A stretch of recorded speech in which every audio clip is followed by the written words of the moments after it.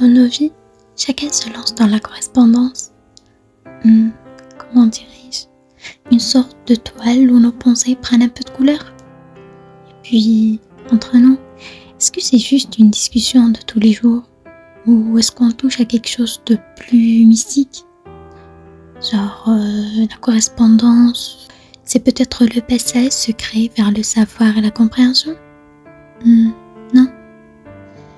On va explorer ça ensemble, un peu comme les aventuriers de l'être.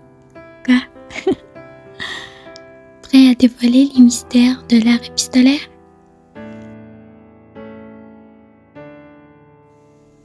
Véritable témoin des émotions, des luttes et des découvertes, l'édition Gallimard nous offre un accès privilégié à ces moments clés où l'histoire personnelle de Freud et Salomé se mêle à l'évolution de la psychanalyse.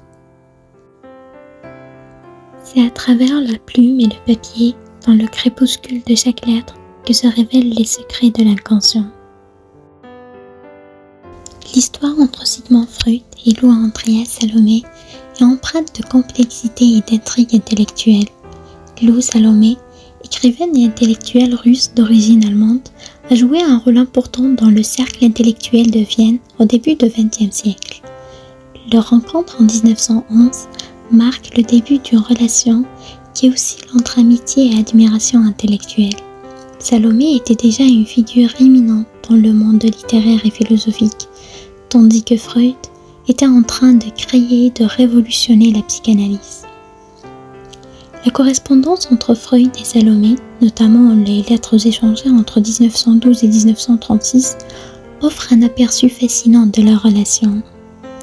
Ils discutent de manière profonde de sujets tels que la psychanalyse, la sexualité, la religion, ainsi que leur propre vie personnelle. Salomé, souvent perçue comme une muse intellectuelle, a également osé critiquer certaines idées de Freud.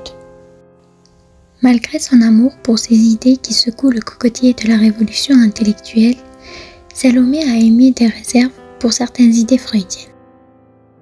Commençons par la place de la sexualité, où elle a parfois constaté l'importance centrale que Freud accordait à la sexualité dans ses théories psychanalytiques.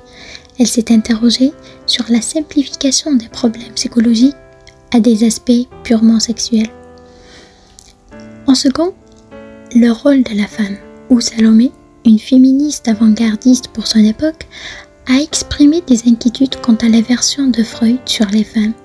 Elle a remis en question certaines idées freudiennes sur l'inconscient féminin et les complexités de la psychologie féminine, passant par l'influence du passé, où elle a discuté de manière critique sur la manière dont Freud attribuait fréquemment les problèmes psychologiques à des expériences infantiles, soulignant que d'autres aspects de la vie adulte pouvaient également jouer un rôle significatif.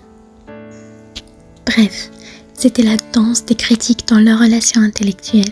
Salomé, esprit indépendant et rebelle, n'a pas hésité à remettre en question les fondations mêmes de la psychanalyse freudienne, un duel d'idées qui a fait vibrer les pages de leur correspondance. Avec toutes ces critiques et ces débats enflammés, leur correspondance était comme un feu d'artifice intellectuel. Mais on n'oublie pas, même avec toutes ces étincelles, leur relation reste un tourbillon d'idées qui a marqué l'histoire. Alors, que retient-on de cette plongée dans l'océan des pensées de ces deux esprits brillants?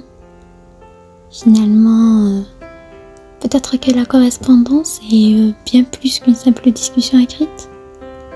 C'est une danse d'idées, un échange qui peut dévoiler des trésors cachés dans les replis de l'intellect. Merci d'avoir exploré avec moi ces lettres pleines de mystères. Si vous avez aimé ce voyage, n'oubliez pas de liker, partager et de vous abonner pour ne pas manquer les prochaines aventures. On se retrouve bientôt pour d'autres explorations. À la prochaine!